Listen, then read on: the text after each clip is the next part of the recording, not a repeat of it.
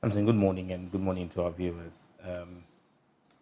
It's painful listening to the attempt by my good brother Haruna to rationalize the irrational, or unrationable.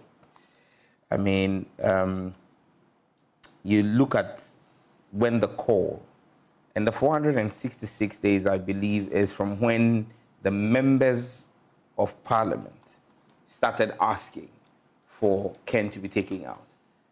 The call for Ken to be taken out preceded even the members of parliament on the MPP side. So it's been longer than 466 days.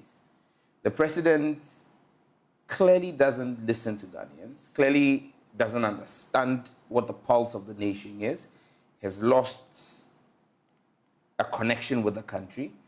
Because if we were to take the information put out by Franklin Kudjo, for its value, it then supposes that the president has not done what Ghanaians wanted. Ghanaians wanted Ken Ofori-Atta out of government. He's actually been promoted and given more or less a supervisory role over the finance ministry. Because in his role to do negotiations and become basically the president's ambassador on financial matters, the finance minister works under him. Because the overarching desire of the president when it comes to the finances of our country will be run by that ambassador. So Ken has actually been promoted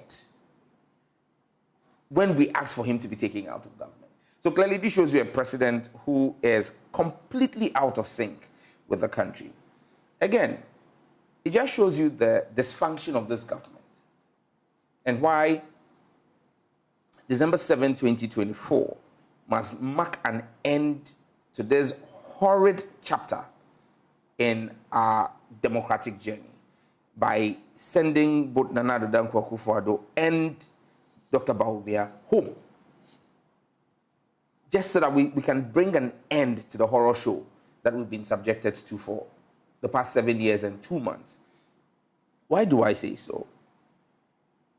President Akufo-Addo outdoored Dr. Bawumia against the will of many stalwarts of the NPP on the basis of one thing, his economic prowess, and the fact that this was someone he trusted to be able to effect and govern with him the changes that they promised Ghanaians. In fact, there are people in the NPP and many democratic watchers who ascribe the 2016 victory of the NPP to Dr. Bawumia. In fact, the NPP as a political party has acknowledged that Dr. Bawumia's effect and role in governance, in policy issues, his lectures, his credibility, the way he was sold to Ghanaians, was a key factor why Ghanaians believed that Nana Addo should be given a chance, not because of Nana Addo, but because they believed that Nana Addo was going to benefit from what Dr. Bawumia brought to the table. Now, if Dr. Bawumia, in his great speech, dubbed The Next Chapter, says that, in his opinion, the way to govern this country and govern it effectively is with 50 ministers. First and foremost, it raises a credibility question on Dr. Bawumia because he's part of a government and we have not heard him speak. Well, I haven't. I don't know if you have, Samson, but I have not heard Dr. Bawumia speak openly to condemn the 126 or distance himself from the decision to have 126 ministers in the first term of their government. Or whether he did same with 86. I have absolutely no evidence that suggests that Dr. Bawumia even remotely suggested his discomfort at it. In fact, in the 86, you have people who have ascribed their appointments to Dr. Bawumia, their relationship with Dr. Bawumia. And the word on the street is my very good friend and big brother Amin Anta has been made Minister for Finance because he's Bawumia's right-hand man who needs to work on a transition for them.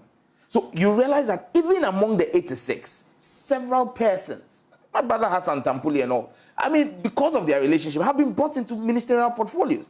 So he now telling us 50 will work the magic raises a question of even a credibility deficit on his part. But then even a bigger credibility deficit is the man who came to government or was voted for by Ghanaians because Ghanaians believed he would rely on Bawumia's advice. We are now being told by Haruna that Bawumia cannot insist, he can only assist. Fantastic punchline or sloganeering by the NPP. Haruna, you guys need to teach us how you come up with these catchy phrases. He can only assist and not insist. Well, we were told that he was coming to assist. It means that even in his assistance role, Nana Addo no longer has trust for Bawumia's opinion. Nana Addo no longer takes Bawumia's opinion as credible enough to even give it a chance to implement. Nana Addo no longer trusts the ability and decision-making of Dr. Bawumia because, look, and in the past 3 weeks, Samson, we've seen enough evidence to tell the Ghanaian people that Dr. Bawumia is not a choice for Ghanaians. Why? Because even the sitting president, who brought him on because he trusted his ability, has realized that Dr. Bawumia's opinions no longer matter. E-levy. Dr. Bawumia, if we are being told, was opposed to it. The president went ahead with it. If we are to take what Dr. Bawumia said at his lecture, bet tax, the president ignored Dr. Bawumia. Emissions tax, the president ignored him. 15% on electricity, the president ignored him. And now we are even seeing that the president has ignored Dr. Bawumia's opinion on the size of government. But the president, you said a while ago, yes, that some people have earned those positions because they are Dr. Bawumia's men. Yes. So how come a person who is not listened to is able to have people in ministerial positions? That's why I raised the issue of credibility deficit, that what Dr. Bawumia says to us must not be taken at face value. We must take it that he is saying things to win power, but doesn't mean it. Because what it points to is that the 86 the president has the input of Dr. Bawumia. Which means that when Dr. Bawumia tells you, if he really wanted the president to go with his 50, he could have nominated the people who are in government on his ticket and said, Mr. President, I'm withdrawing my nominees, so that at least the number will drop.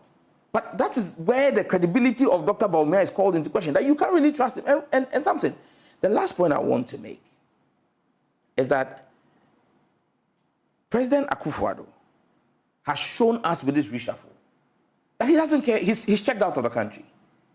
And the NPP is clear. It's clear in the minds of the NPP. The president no longer, he's unconcerned about whatever the challenges of Ghana are. This reshuffle is not for the governance of our country. For the next 10 months, the president is telling us that, look, the country is going to be on autopilot. It is for the political survival of the NPP. He's picked people who have lost elections. Some of these are ministers who, and look, something, you understand this democratic process. When a minister is appointed to an office, even if you are a subject area expert, it takes you at least 6 months to settle in and understand the bureaucracy and get a grasp of it. At least, no matter how good you are, it takes you 6 months to get a grasp of it. Now, some of these ministers have done this. They came in at the beginning of 2021. They've now settled in and begun. They've gone to lose an election. They've lost their internal primaries. The president does a wholesale sweep of everybody who's lost the primaries, meaning those people have no political consequence to the NPP as a party. They can't bring any parliamentary seats to the table. And then what does he do? He brings in new people, many of whom are not subject area specialists, with the exception of maybe Dr. Okoboy, who is a doctor, going into the health ministry. Show me all the other appointees. Maybe Amin Anta, who again is a finance person and has been at the ministry, as a minister of state. The rest of them, none of them is a subject area expert. So first and foremost, you have people who are now going to, even if you use the 6 months, they have not been appointed they've not been approved yet. Parliament is now going to approve them. Even if we approve them before we rise at the end of March, take 6 months from that, that takes you to September. What are they going to do in that ministry, knowing that very well the campaign cycle is starting in August? So basically, the president is telling Ghanaians, as for your governance, I don't care about it. What I care about is getting people who are parliamentary candidates in my party into government, and this is why corruption begins to be an issue. Because the whole idea is to bring them into office, to give them an opportunity to be able to use the largesse of executive office to go and execute a partisan parliamentary ambition. The president's whole thinking is about the election. He's checked out when it comes to the governance of this country, and they kept Ken at office in office long enough to victimize the parliamentarians who went after him. And I can give you a list of them.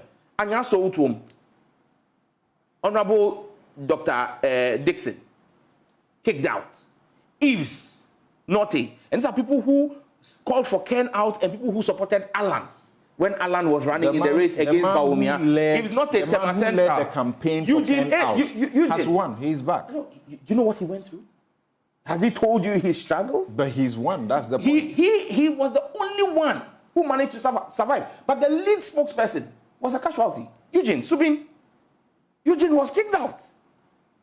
Everyone who led, with the exception of Asante Achem, I forgot his name. Andy Apiakubi. With the exception of Andy Apiakubi, show me one of the lead spokespersons for Ken out and those who supported Alan who survived. Every single one. So Ken was left there to go. Ken was involved. My ranking member. Sylvester Tete. My own cousin. Alan. My own cousin, yes. Yes. And as soon as Alan withdrew, he went on all fours, begging Bawumia, and became a Bawumia person. He switched campaign to the Bawumia campaign. And even with that one, go and ask him, my cousin, go and ask him how he suffered. Dr. Theo Champ,